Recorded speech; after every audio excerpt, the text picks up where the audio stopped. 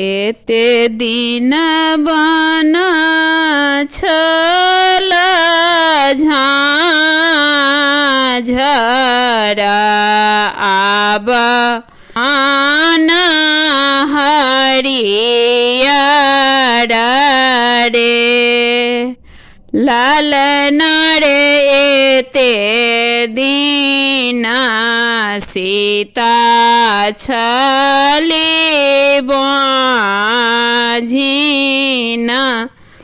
आब गढ़ब साए रे लालना रे एते दीना सीता छली बाझिना आब गढ़ब साए रे केहि जे कोसारी काटाओ ता खीरा हे बोना तारे लालना रे के जे जाए ता अवधपुर रामा जाना ओ तारे लालना रे के जे जाए ता अवधपुर रामा जाना ओ तारे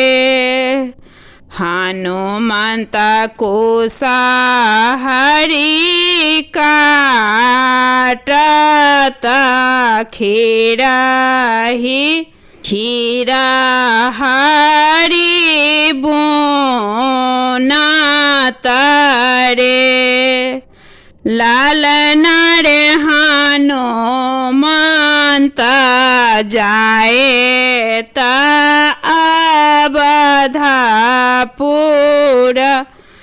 राम जाना ओ तारे लालना रे हनुमंत जाए ता अवधपुर राम जाना ओ